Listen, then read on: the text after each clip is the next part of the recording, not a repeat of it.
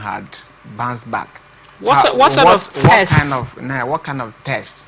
And what metric did he use? What kind of measurement did he use to determine the functionality, the effectiveness? And this is something he know. Maybe did he test it by looking at the erection? By looking at the way the thing responded, where he tested it. Can he use it to procreate? So that's what he should look at. It's not by maybe somebody's that this is part of our body, and this is part of human a man's body. So it can it expands and retracts. It can retreat. So that's how it is. So who knows? Maybe the thing had retracted. But then, do you think that would be the first time for you to retract, given that it's a full-grown man? Men actually come to this world with penises and manhood. Is it possible for him to just experience it for the first time, that this thing is able to shrink? Maybe something must have. Some people use dark magic to do so many things in this country. So how did they now impute dark magic in a way that he was still able to now find it? Now, if you use if it's possible, use magic, whatever power they use to take it away. If you do it and redo it, I don't think it will remain the same. I don't believe it will remain the same. But what happens is that what kind of ground did they use to determine that man had truly lost his manhood? Before the attack on which was going to lead me alleged suspect. Now there is a suspect and there is a minor with the suspect. What are your thoughts on the way we serve jungle justice? Now, especially when you look at the story, the core of it is the man went to check and he had his body parts was functioning properly. What are your take on the way jungle justice is quickly, the speed at which it is meted out in Nigeria? Many people, I'm sorry to say that many people in this country are lawless. In fact, we are living in a lawless country. How do you mean the country is lawless? People don't have respect. We have for the law. certain fractions that maintain law and order. Even though, if you look at how things are run in the government, in our society, that sometimes they don't really adhere to the law or the constitution. But people, the masses but when we look at this case itself, people acting irrationally doesn't necessarily equate to lawlessness, don't you think so? That's what I'm saying. Most people don't have regard for the law. Human life is part of the job. Protection of the human life or human lives is part of the duty, the job of the government. So if they are the ordinary people that went after these suspects. They were not the ones that were supposed.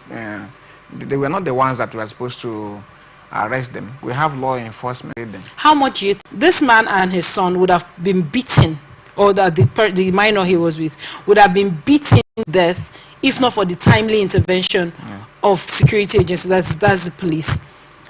What are your thoughts as regards how many innocent people die basically because citizens have lost faith in the system?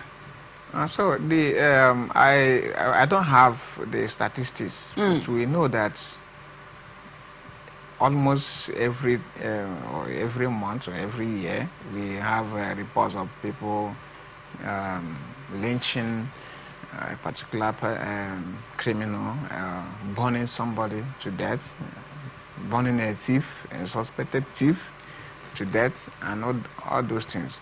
Well, all these people, they should know that once you kill somebody, whether the person has committed any crime or not, once you have killed somebody, you have soiled your hands. If you look at what happens in the Bible, no matter how God loves you, if you shed blood, you have already committed yourself to generational curse. So that's that's how it is. We need to find the root of that crime. Right. Killing somebody can never solve the problem. There is something that leads people to criminal activities. Right. Once we solve, will boost the morale of the citizens to believe more in the police. Now, because now we've come through this from one angle, talking about how citizens react to things of this nature and killing and soiling of hands. Do you think that if, you know, the status quo for which many people see, like you rightly said about, you know,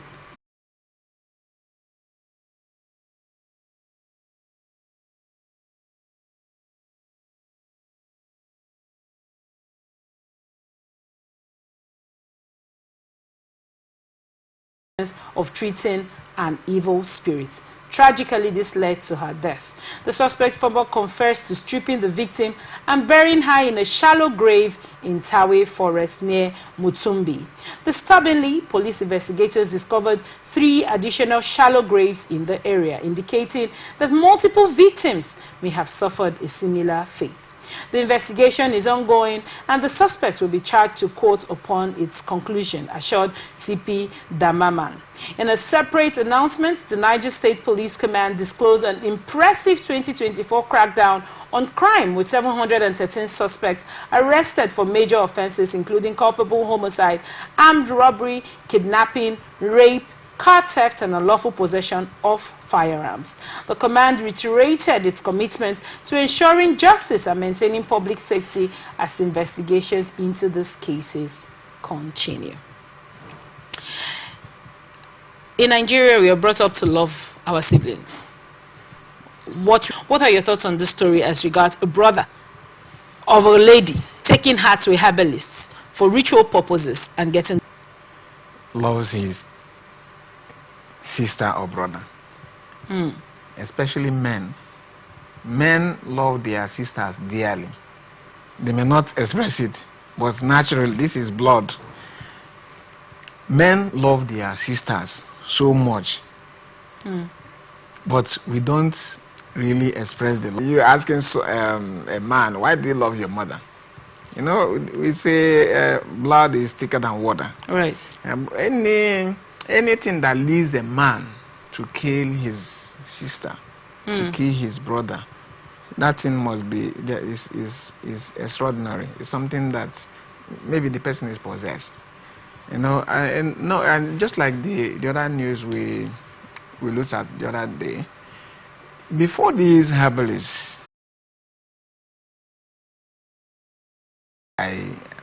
just like I said last time, I just stopped teaching. I know how mindset. Why do you think now, anyone I will give you, would say because you know that back in the day, the way to succeed was education. Everything everybody was thinking about is let me quickly write jump and get in. Why do you think that narrative has changed? Now the same thing happened to me. Okay. I was a young man. I was in secondary school. In fact, it was I owe it to my mother for being consistent, for being for drumming it into my ear that I must go to school, by encouraging me all the time. If not, the discouragement was there.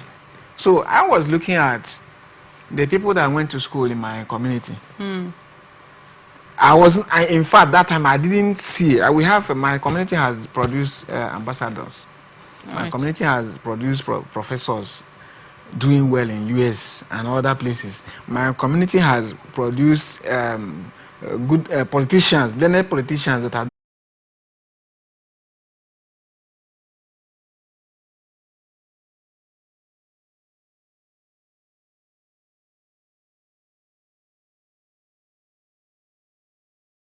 is the way. Look at the richest men in the world. Many of them are learned. All right. If Elon Musk, the richest man in the world, was not learned, I don't think he would be that rich today. Thank you so much for your input on that story. We go straight to our next story. British Conservative Party leader Kemi Badenoch has revealed a shift in her religious beliefs, stating that she no longer believes in God. In a widely circulated interview with the Free Press, Badenoch described herself as agonist and a cultural Christian, reflecting a departure from her previously strong religious convictions. When asked directly if she believes in God, Badenoch responded, "Not anymore, but I'm not an atheist, I'm an agonist. I used to believe very much, but now I describe myself as a cultural Christian." She further elaborated on the importance of actions over beliefs, stating, "I don't think it matters so much. What matters is what they do with the belief or lack of belief." Badenoch suggested that the impact of an individual's actions outweighs their faith or absence thereof in contributing to society. Meanwhile, in a separate development, Nigerian Vice President Kashim Shettima recently criticized Badenoch for her comments about Nigeria in British media, drawing attention to her ongoing prominence in political discourse. Kemi Badenoch has been in the news a lot lately, from saying Nigerian police is corrupt and they robbed her brother, to, you know, saying the political system in Nigeria is corrupt and all of that. She said a lot of things. What are your thoughts? She doesn't have any relationship with the North. You know, yeah, she's been saying a lot of things. What are your thoughts on this story when you talk about Kemi? Well, I think I understand the point she's trying to make. Irrespective of her religious belief, you can believe anything you want to believe. You can decide to believe in God. You can decide to believe in something else.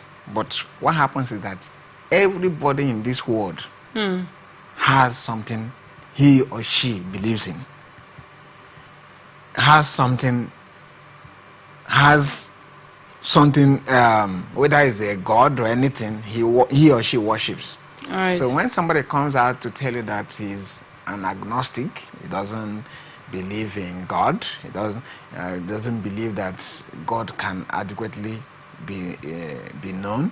She says she's a cultural Christian. What does a cultural Christian mean? Now, by only the word Christian, he has made herself a cultural Christian. But the point is that she has made herself a Christian. That means she believes in God through Jesus Christ. She says she does not believe in God. She doesn't believe in God. Maybe I believe she was talking about how we have embraced religion as God. People worship religion and not God.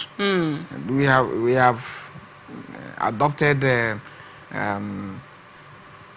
whether it's Christianity or Islam or anything, we have adopted it as what? As God. But that is not the impact of religion. Religion should be able to help society. All right. Religion should be able to liberate people from poverty, from slavery, from ignorance, and so on and so forth. So I think that's the point she's making. What impact does your religion have on you, first and foremost, and on your society? What do you do with your belief? Right. Do you use your religion to kill, or you use it to intimidate others, or do you use it to better the lives of people? I think that's the point she's trying to make, that she is a cultural Christian. She wants to use, but people like William Tyndale and Martin Luther, after they fought for translation of the Bible into various languages, even though they failed as of the time. But later leaders like King James. All right. That's why we have King James Version today. They took a look at what those people were talking about. Said, no, let us do this for humanity. Right. So that people can read. Have access and read. People can read the Bible, understand the Bible, understand God. By reading the Bible all the time, you will understand God the more. So we need to come closer to God for us to understand Him. But focusing all our attention on understanding God will not solve all our problems. We need to take time to reason. How do we? Okay, just like now I want to ask you from this angle you're coming from. We are here this morning. There are certain people that go to church on Monday morning. Yes. And there are certain churches that work on Tuesday morning. I'm coming from a Christian point of view. I know that Muslims have this thing, they need to meet in the mosque every Friday. I don't know if you meet any other day in the week, I'm not certain. But given that we are this kind of people, do you think religion has dealt us in a way? Because we worship all the time, because we're always on our knees, because we anchor our base on religion. Do you think it has helped us to solve any societal problem, as it were? Well, to be frank, religion has never helped us in this country. In fact, if you take a look at all these, what do we call them?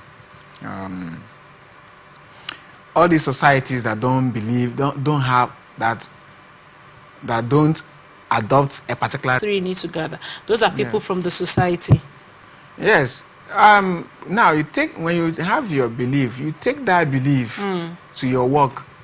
And if you believe God, and the God that loves us, the God we worship, is not a God that approves crime. It's not a God that approves corruption, laziness, and all of the societal vices we have. So you take it to what you do. And then invite God when you are working. When you have something you are doing, and you invite God, you see God in action.